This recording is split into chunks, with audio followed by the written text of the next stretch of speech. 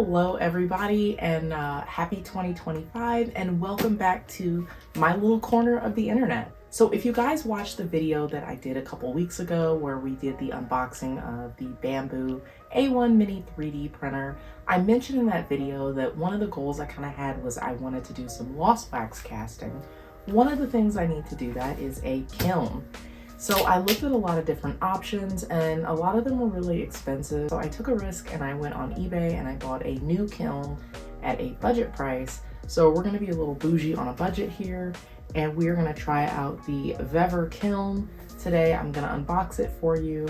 I tried to do some research on this before I bought it. The only thing I came across when I was trying to research this before I purchased this was a 1.5-minute video on YouTube from the company that showed the kiln, and then a couple of shorts that look like they were made by AI, but nothing like this. I really just want to get in the box. We're going to see what's in the box, what you get when you purchase this. We're also going to look at some of the programs and features maybe it has. And then I know if I open the door I may let a little heat out, but I really want to do kind of a test to see if the reading outside is going to match the temperature inside. I know that I can only do that up to a certain temperature. I think this guy got a Harbor Freight, I believe, and later Lauren can edit and correct me later, but I believe that this goes to 1022 degrees. So up to a certain point, we'll kind of get an idea of if this is accurate temperature wise, but I really just want to see if I wasted my money or not. But without further ado, let's get into this box, because if it sucks, I'm still within my return period. Let's pop this bad boy open.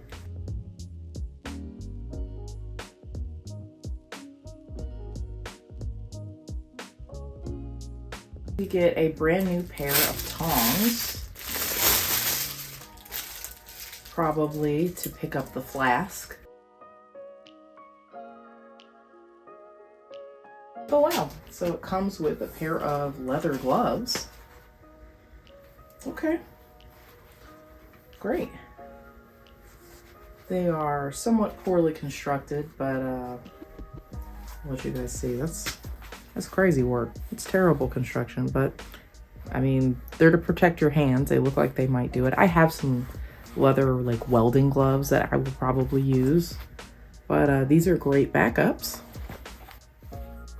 The construction on this is is so bad. I feel like I literally had to count how many fingers were on here. Okay, but you know what? I'm happy to have it. Okay, so we have the instruction manual right here. When you get into here, it'll tell you what your parameters are. So it is in Celsius. So I don't remember what this is in freedom units, but I will later. Lauren will put that in there for me. But I remember looking this up and thinking that it did what I needed. All right, so we're gonna get into the instructions a little bit later. I'm gonna go ahead and just get everything out of the box here. And once everything is out of the box, we will get further into the instructions and see if we need to do like an initial burnout or anything like that. So as you can see, as I'm pulling this out, I had to put it on the floor. It is a little heavy. Well, it's about 40 pounds, so it's not terrible, but I need to put it on the floor so I can pull this out. But you can see it's packaged pretty good. So we're gonna go ahead and get all this packaging out, and I'm gonna pull everything out and I'm gonna sit it on the table. All right, so I have pulled everything out of the box. So let's go over what was in there. So obviously we have the kiln here in the plastic. The cord right here was in there. The instructions, oddly constructed gloves, and your tongs to pick up your flask. So that is what was in there. Initial impressions, it seems pretty like sturdy. It does seem pretty beefy. Let's see, please remove this tape before use. Will do. Let's go ahead and get this peeled off. Okay. That didn't peel off great. I'll show you what that looks like. I'm gonna have to scrape the tape off. It's like they used a cheap tape that had like a glue on it that did not come off great. So I'm gonna have to scrape that off. And it looks like there's a little hole up here. I'll bring you guys closer in a minute, but there's a little hole up here that looks like it's maybe for some ventilation.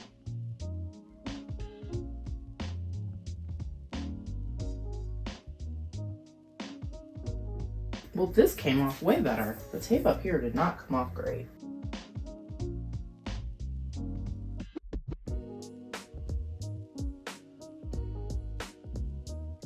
All right, so here we are up close. You can see where I had a little difficulty getting that tape off. I'm gonna have to get a little scraper. There's the ventilation hole that I was talking about earlier. Let's get closer into this. So you can see here, this is where we're gonna be able to set the temperature and program it. I was looking through the manual and it looks like it's in Celsius, so I'm gonna see if we can change that to Fahrenheit or not, or I'm gonna have to use my brain every time I use this, I guess. The back of the unit, not a whole lot going on there other than where we plug it in. So over here, you can see where we can lock the unit right there, and there are some words for us to read. All right, so let's get the sticker off, open it up, and see what the inside looks like.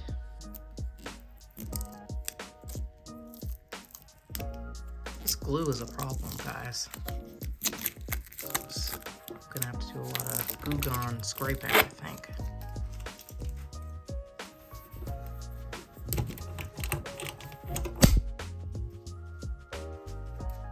All right, so here's the inside of our kiln.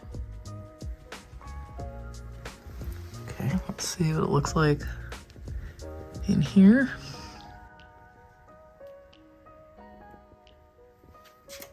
And then that's the insulated area. And this is, I think, in that warning that this feels like the kind of cotton fabric they were talking about may blacken, I guess, over time. I mean, sure, it's gonna get pretty hot in there, so as long as it doesn't start a fire, I'm a happy camper. All right, let's get into these instructions and see if we need to do a burnout or just figure out how to actually turn this thing on. One thing I'm gonna do before we turn this on and it's too hot to touch is I wanna take some measurements of the inside, mostly because I wanna know what size flask that I'm able to use and what's gonna be able to go inside of here when I wanna do the burnout process. It gave dimensions online, but you know, sometimes we order things and they're not accurate, so let's give that a measure. So it looks like we are 5.5. We're about 5.5 deep, and it looks like across we are right at 6 1/8, so not too bad.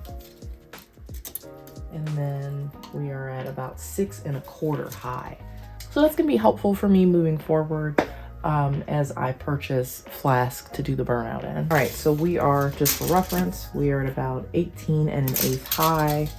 We are at about 13, nope, I'm sorry. I know numbers, I can read.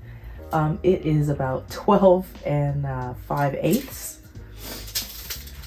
And then depth, we are right at about 10. So it's nice, beefy boy. It is pretty compact. I like it so far, so I think we're gonna go ahead and get this plugged in and let's see if we can figure this part out. We are all plugged in and pretty nervous.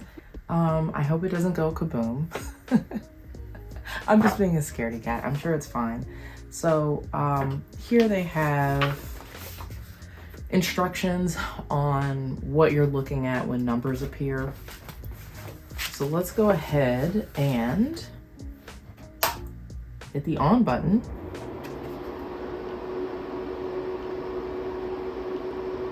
Okay, so right away I see some numbers here. I can hear the vent going. It's like a fan that I can hear in here. All right, so I'm not gonna get too into the weeds on this. I'm gonna just really let this heat up. I'm going to look at these kind of temperature instructions. We're gonna get it to a certain temperature. I'm gonna see if I can change it to Fahrenheit, because I feel like I know me and I know I'm gonna forget. Well, I know 12 is not right, but I'm probably later down the line gonna be tired or make a mistake and forget that this is in Celsius. So hopefully I'm able to change that over. Yeah. Let's get this on. I'm gonna let it go for a little bit, and then I'm going to test and see if the inside temperature is what it says it is outside. BRB. Let me go through and I'll show you guys what I've kind of figured out. So you hit the U if you want to program it, and while it's flashing, that's when you can either go up or down using these two arrows. And that top temperature is the temperature that it currently is inside of the kiln. So we're gonna get it to about there, which math tells me is about 1200 degrees Fahrenheit. So we're gonna hit the P because that's gonna lock in that temperature. So far that's all I figured out. And that is, I believe 1200 is about the temperature you need to burn out regular lost wax. So we're gonna try to get it to there. So far, I'm only noticing maybe like a little bit of a mild odor. It's not super strong. And for the record, I am in a pretty well ventilated area. We're gonna let that get up to temperature, and then we're gonna check it out and see if it actually is doing what it says it is. Still going, almost at the right temperature. I don't know if you guys can hear it. It is making a little bit of a noise.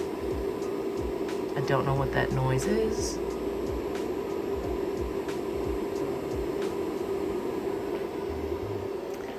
See, there's a little bit of, I don't know if you guys can see it, there's like a little bit of slight smoke coming out of here. I didn't put anything in here, so maybe that's just initial burnout. It doesn't suggest doing that, but I wanted to see if this even worked before I kept it. And again, just to remind you guys, this is still for some reason in Celsius, and I don't see instructions on how to change that. If any of you guys actually have this kiln out here, if you could pretty please let me know how to do that. I might send an email to the company and ask, double check and make sure I read the instructions carefully. But yeah, I'm not seeing how to change that. So as of now, I'm just going to have to leave my American brain in my pocket for now and do a little math.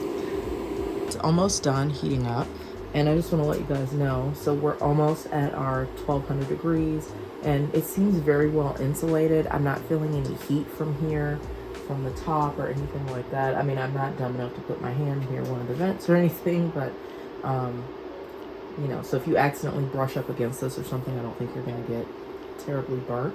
But we're almost at the point there where I'm gonna put on the gloves and I'm gonna pull this guy out, and then we're gonna do a little test.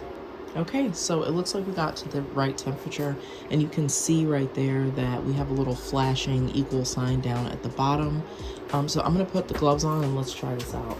Yeah, again, not the best glove construction here. If you can see, there's like holes in these, and then, I mean, I'm not here to review gloves, but I mean, I know some of you out there, look at that, the finger's all twisted. Some of you out there have to be like, oh, it comes with gloves, I don't need to buy them. Please just go to Harbor Freight and get yourself some gloves. I'm gonna pop this open. Okay, you guys can see how hot and glowy that is. So this is gonna be in Fahrenheit.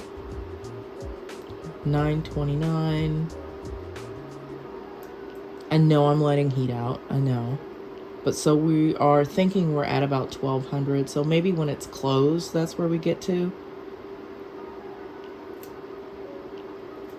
Interesting. Yeah, you can see us rapidly losing heat. So, I mean, this is maybe not the best test. It was just kind of a gee whiz curiosity to see if we were gonna kind of match what it said. But I mean, I don't really have a way to do a good test on that, because obviously when the door is open, I'm losing heat. The real test is going to be when I actually do a burnout, if I'm able to get rid of all the wax. And then, of course, like I said, if you watch that 3D unboxing video, I do want to try to 3D print some stuff and then try burning it out, which I know is going to require me to do it at a different temperature. So before this video gets too long, I want to keep it short, but I want to talk about some of the reasons why I picked this over other things, and you know, what I spent and some comparables. So right away, the cheapest comp that I could see was about $600. That was the cheapest kiln that I could find, and that was before any shipping cost or taxes that would be associated with that. And this I paid all in, including shipping and tax, was about $360. So there was some cost savings there for me. That being said, I know that the more expensive option does have more features. Now I'm looking through this through the instructions here, and I'm not seeing anything that's gonna allow me to, I guess, have it auto change the temperature. So I know that in order to do a burnout, I'm going to have to increase the temperature incrementally to do a burnout. At least that's how we did it in school. And even though I'm a little rusty and it's been a couple years, we're gonna kind of see what works. So there's not really like an auto program on this. It's really kind of just like a scary easy bake oven. I'm gonna have to manually, if I want to change the temperature, I have to do it manually, and I'm gonna probably have to set timers and stuff like that, which is okay for me. If I'm gonna do a burnout or anything like that, I'm gonna be around. I'm not gonna go out shopping or running errands or anything like that while this is on. For me, I just am not comfortable with doing that. So that being said, do I think it was worth the cost savings? I mean, I won't really know until we do a burnout, and I will keep you guys updated then. But so far, I mean, it seems like a decent little kiln, and I'll let you guys know. I'll keep you posted. If you have any other questions, please post it down below. I am not a casting expert. I have casted previously, but I think this is a good size for what I'm looking to do. I'm really just going to be doing smaller jewelry pieces, and I know you can use this to do like pottery and stuff like that, but I am primarily going to just be using it for jewelry casting. So that's all for today. I really just wanted to get in the box and see if this worked. Unfortunately, I don't think my experiment was really super successful, but we have to try things, right? So I think I'm going to keep it, and I think I'm going to actually try to do a burnout next. Maybe after this video, maybe I will share the vacuum casting thing that I bought with you guys. I'll maybe unbox that, but hopefully you guys will stick around with me later on and you can see the rest of the process. I'm really just, it's been a goal of mine to be able to have a home casting setup. I've done a lot of jewelry fabrication, and I did some casting at college, but I really only continue to do fabrication because, I mean, I love it, but also I would really like to be able to cast. There's just some things that are just a little difficult to fabricate or take too long, and I would really love to just do the casting. But comment down below, do you guys have a kiln? Do you guys have this kiln? What are your thoughts of it? I'm really curious, were you able, if you do have this kiln, please let me know, were you able to get it out of Celsius? That would be fantastic to know. Anyway, I hope you guys tune in next time, and I will continue to share with you guys as I get my studio back together and set up. Anyway, I will see you guys next time, but please go forth, be kind, be creative.